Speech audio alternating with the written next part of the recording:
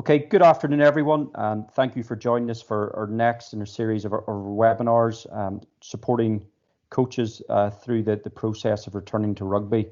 Today, I'm joined by another one of our Rugby Development Officers, Jonathon Graham, and today's theme and topic is we're going to look at how we can support, our players' development in terms of some of the things we can do off field. So thank you, Johnny, for joining us. How are you? Good to be here, Gav. Yeah, all good. Good stuff.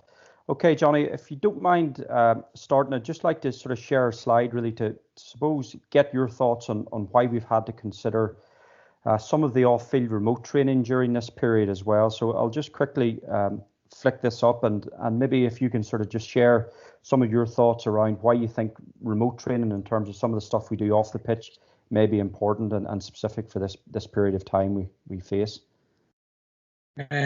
Yeah, I think just currently with the way things are around COVID, obviously, we've been very cautious up until now, but I think people are maybe letting down their guard a little bit as we return to sport and things like that. So it's just a case probably at the minute that we're really aware that it's still a massive risk about it, and the threat that causes, I suppose, to our sport and to club rugby and youth rugby around the place. So it's just making sure remotely that if we're training or using remote, that we're obviously being smart about social distances. Gives us a good opportunity really to keep the learning going while not actually being on site and within not safe distances of people and things around that. I suppose one of the other big things is around team meetings and bits and pieces around that are obviously a no-go at the minute with indoor space and the numbers of groups and things. So it's a case of just really squeezing out where we can an opportunity to better the players or to prime players essentially for what they're going to do on pitch.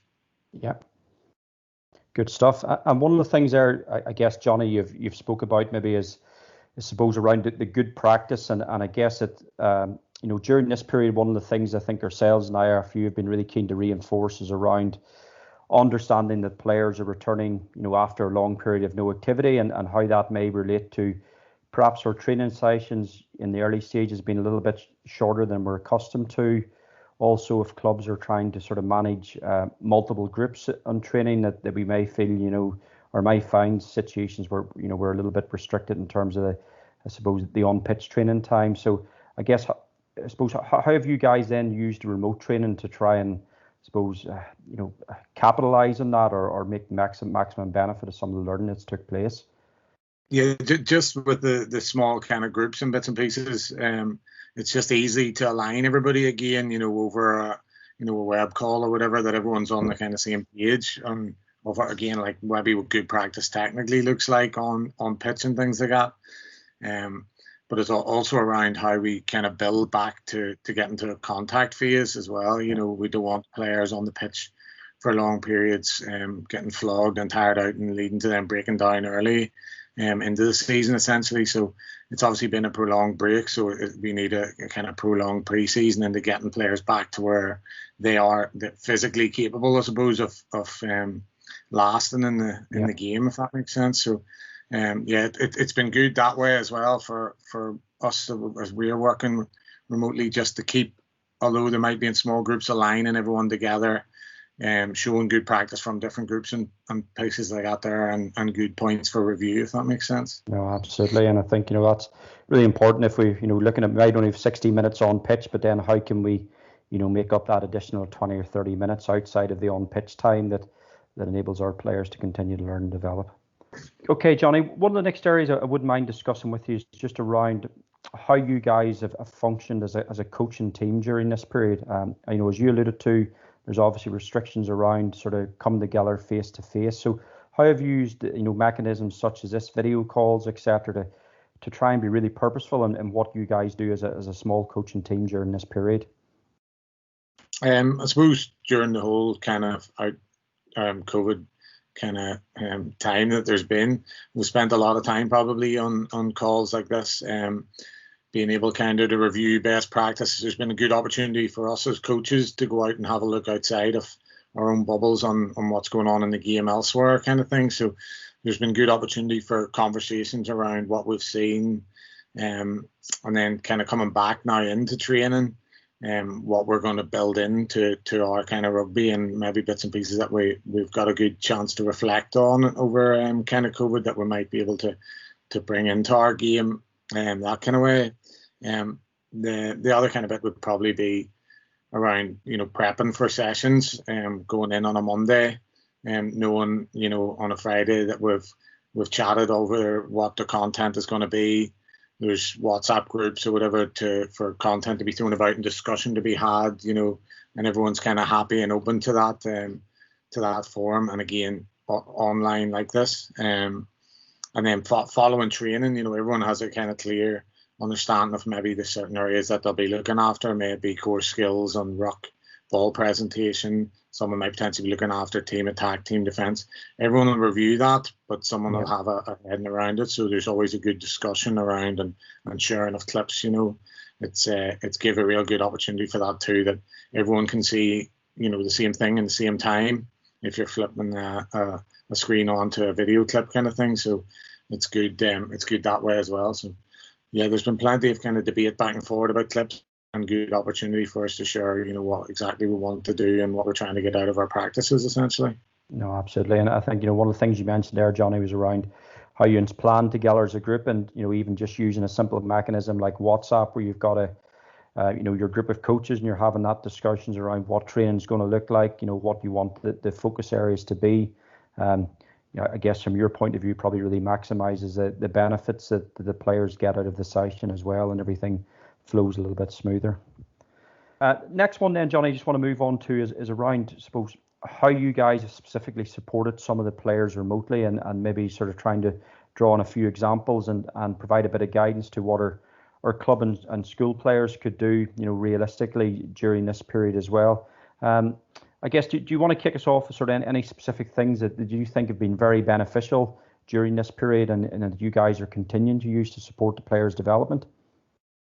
Yeah, I suppose, as with everything, it's been a kind of great unknown of how we're going to get into things, and we've been quite fortunate to get on our feet quite sharp with, putting our age grade teams and things into little working groups, and using social media such as WhatsApp and things like that to share content and to share, activities and things for them to do. So there's been a vast kind of range of groups and age grades obviously working, and how they've been supported through, S&C programs, that kind of way, and then, ball familiarization activities, things along that line. So the further up obviously into the academy setup that you get to, there's obviously that slightly bit more of a support for players, where there's review meetings of training and bits and pieces like that there, and players are able to be given fairly sharp feedback to what they've done on pitch potentially that day, and WhatsApp and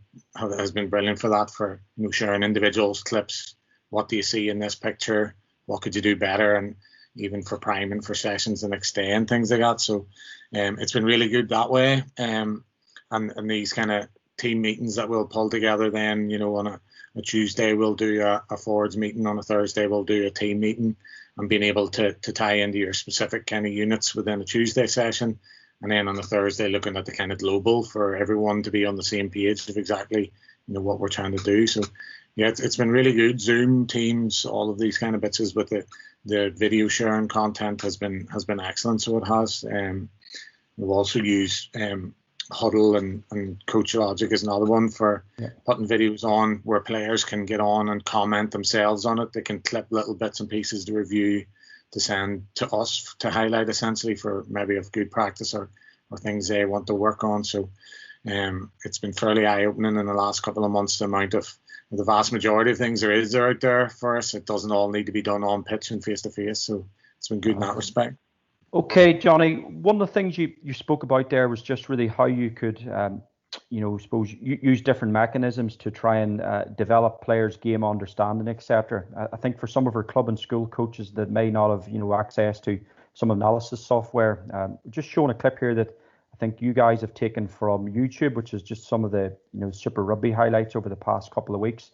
And just maybe if you can explain how you guys would sort of use a clip just in terms of getting some feedback within a group. So I'll quickly just sort of play it through, and then maybe Johnny, if you can just sort of explain to us how you would go about using that.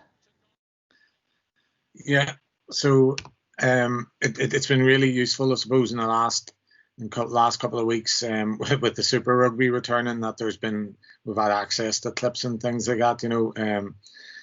It's I suppose most laptops have a facility just to kind of to capture little clips and bits and pieces off footage. So it might be a case that there was, a particularly nice technical clean that you've seen that you maybe want to share with a player along that lines, or you've got a clip, something like what you have there, which shows a nice bit of phase play to open something up on the outside. So what we would usually do with some of the groups is take a picture like that, or a clip essentially of that, and put it into one of the WhatsApp groups to the players, and then leave a couple of questions with them. What worked well here? What do you see within the clip? So it's good. There's lots of different views from the different coaches on how to do it. So some will be quite specific to, tell me what you see around this certain aspect of it. And then there'll be other ones that'll be quite happy to say, what did the attack do well? What did the defence do well? So that the players are kind of coming to their own bias on the points, what they can pick up from it, which is usually quite interesting to see. And it gives you an idea how much, game understanding they really have. And then being able to come together then on a video call such as this then to discuss that's really good, because, players usually will have quite detailed notes, and then it's a case of trying to see where their understanding is of it, and if there's anything they may have missed or whatever, trying to have a little discussion and a couple of questions around how other little aspects of it maybe came about. So good. Yeah, it's been fairly easy having that as a resource, because even now as back on the pitch, the amount of detail that we've been able to hammer before getting there has been really good, if that makes sense. Oh, absolutely. And then just to sort of follow it up, Johnny, then, what impact would a clip like that for the player watching maybe have on them training the next day, particularly if you were trying to, show particular themes or things that you guys wanted to maybe connect to your training sessions as well? What does that allow the player to do then?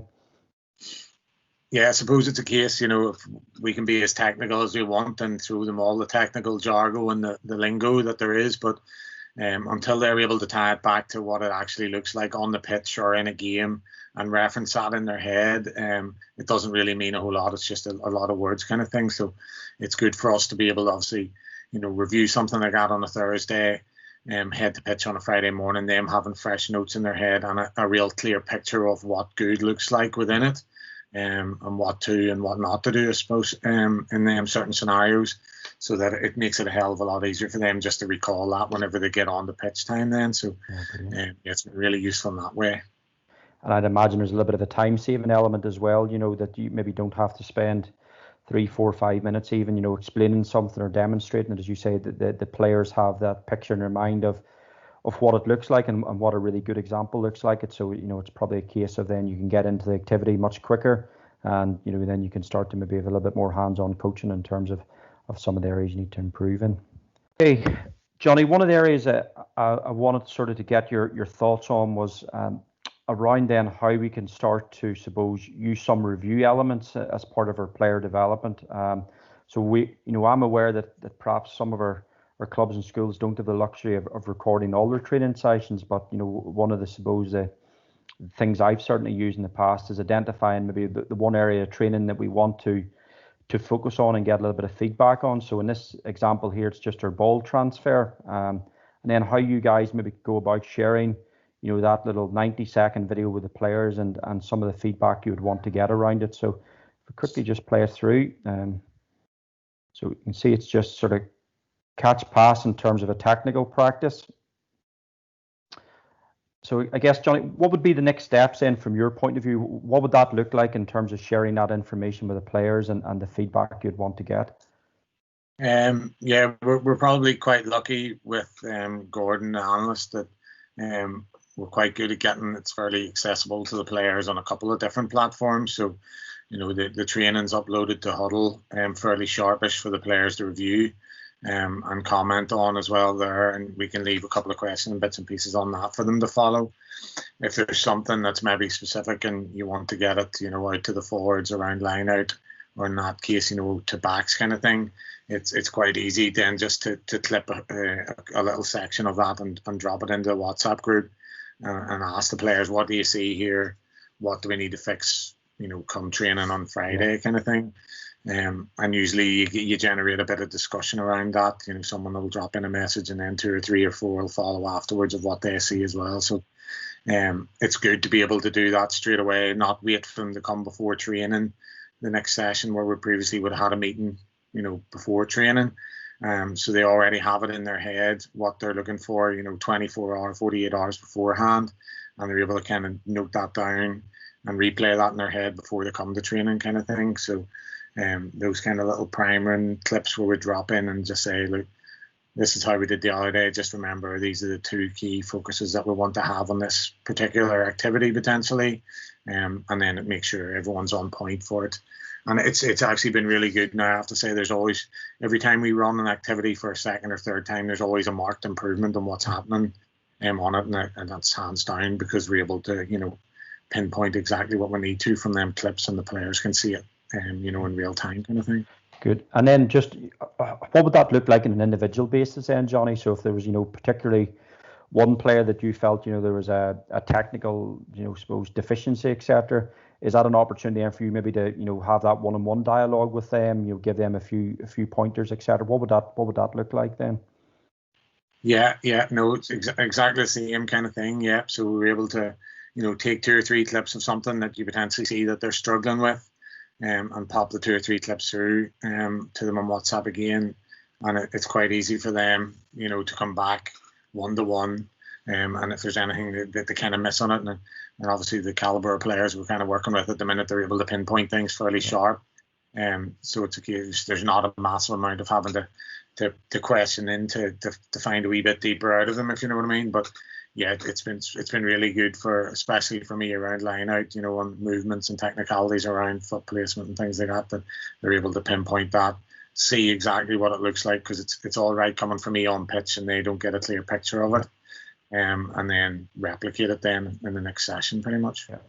So I think, certainly our advice then for, suppose any club or school coaches that may have limitations around, particularly recording the whole session, is probably just clearly identifying, what's the one area we really want to focus in terms of suppose our review, and making sure, that be able to use maybe just a phone there in terms of an assistant coach, just recording those 3 or 4 minutes of the practice. And as you say, and Johnny, in terms of the impact that can have on the whole group learning, but also some of the individual player development can be really worthwhile as well. Okay, Johnny, just to finish off, I know a lot of the stuff there we've covered off today really is I suppose, the responsibility on the coach and very much being coach-led. How have you guys then started to empower the players in terms of some of this process as well? And suppose what is some of the benefits of allowing the players to take a lead in part of this remote learning as well? Yeah, so there'd be individuals that would maybe take a certain lead, and a line out leader and things like that would maybe drive something around line out, or an out half that would maybe drive something around backs play and things like that to give them kind of their own kind of feel on it, and it's their ownership of it essentially. I suppose different ways that we've looked at it in the last couple of weeks has been probably empowering the players and trying to get them to give as much of the feedback and bring the feedback out themselves rather than us, telling them. We've also looked at different aspects, I suppose, that you can use within Zoom and team calls, where you can use an online chat and giving players opportunity to see, pop in what they see into the chat. Yeah. Give them a countdown, 3, 2, 1, hit enter kind of thing, so nobody's trying to read what everyone else is doing, because that happens quite often. And then just with the kind of the academy group, it's been good then. Obviously, you get a lot of detail in with them, reviewing clips from Super Rugby and things like that. It's been good then trying to get them to do a bit of peer review into some of the other age grade groups as well, where they'll maybe step in and review the same kind of footage that we've looked at. And it gives a real good opportunity to see how much they've actually taken in themselves, because they're having to reproduce essentially what we deliver. Yeah. To the other players, and there's a real good sense of kind of brotherhood and kind of team within that, because it's coming from someone that's maybe 2 years down the pathway from them. So yeah, they're all kind of little bits that we've had a look at and seem to be working quite well now. So Yeah, absolutely. So I'm thinking even, in terms of what a club coach could do there, if I put myself in that position, once again, is it that case? We've got the last 10 minutes of the session. We want to run a little bit of, controlled 15 against 15. Can we record 5 minutes of that on our phone, share that footage with a couple of key decision makers, and then allow them to lead, some of the feedback in our Zoom call or our next meeting with the group around, the areas that they feel we're doing really well, the areas we need to improve on as well, and perhaps then, that coming from a player can be a lot more powerful maybe than the same voice as us as a coach leading it every single session. So, that's super. Okay, if you're happy, Johnny, we'll finish there. And coaches, I hope you're able to take some really useful information from that, and sort of hopefully over the next few weeks as well, you guys can start to explore some of the different methods and how you can incorporate this into your sort of training programs, etc. And I think we can certainly see the benefits of we not necessarily having to spend the 90 minutes, 2 hours on pitch to do all our learning. There is opportunities there of how we can, develop individuals, but also develop our team as well, outside of the pitch and as well. So join us next week as well for our sort of next webinar, which will be Sean Bloomfield, around looking at some of the core skills within the game and how we can deliver those. But thank you, Johnny, for your input today. Greatly appreciate it. Thank you, Gavin.